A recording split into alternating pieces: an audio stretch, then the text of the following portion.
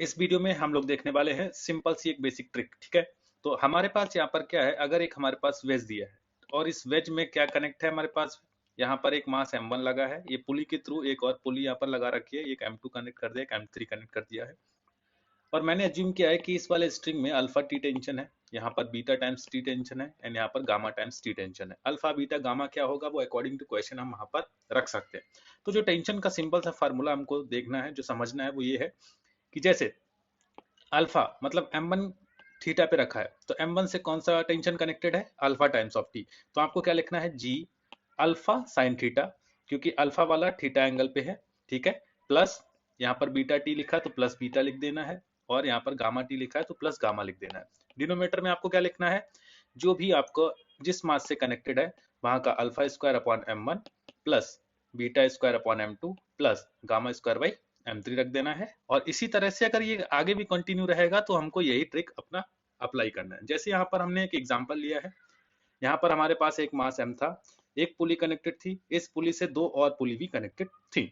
तो यहाँ पर हमने क्या किया, हमने सबसे पहले तो यहाँ पर टेंशन T एज्यूम किया, तो यहाँ T हो गया, ये भी T है, ये T है, तो ये 2T हो गया, ये 4T और 4T हो गया। ठीक है, ये टेंशन का डिस्ट्रीब्यूशन कैसे होगा आप लोगों ने अच्छे से जानते होंगे। तो यहाँ पर हमें क्या लगाना है, जी। अब ये 4 है अल्फा की जगह, जैसे यहाँ पर हमारा अल्फा था तो यहाँ पे हमारे पास 4 है, तो हमने यहाँ पे क्या लिख दिया इसको बेटा, 4 and sine 45 because here angle is 45 plus.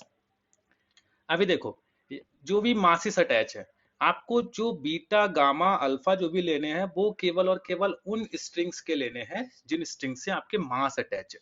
तो यहाँ पर जैसे एक M मास है, 2M है, 3M है और एक M है। ठीक है, तो यहाँ पे हमें क्या करना है, 4T किससे अटैच है, M से अटैच है, तो मैंने क्या लिख दिया, 4 स्क्वायर अपॉन M प्लस 1, क्योंकि यहाँ पे कोएफिशिएंट ऑफ टाइम मतलब टेंशन का क्या है वो 1 है, तो यहाँ पे मैंने क्या लिखा, 1 स्क्वायर अपॉन M प्लस यहाँ पर भी 1 है तो 1 स्क्वायर अपॉन 2M प्लस यहाँ पर भी 1 है, यहाँ पे क्या लिखा, 1 स्क्वायर अपॉन 3M प्लस यहाँ पर भी 1 है, तो ये लिखा मैंने 1 स्क्वायर अपॉन M, और इसको हम सॉल्व करेंगे तो हमारे पास आंसर आ जाएगा।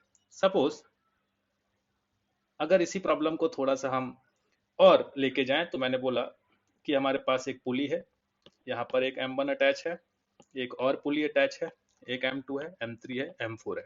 तो यहाँ पर हमारे पास क्या हो गया, हमारे पास थीटा नहीं है, तो थीटा नहीं है तो हम थीटा को क्या अज्यूम कर लेंगे, 90 डिग्री, क्योंकि हमने वर्टिकल ले लिया है।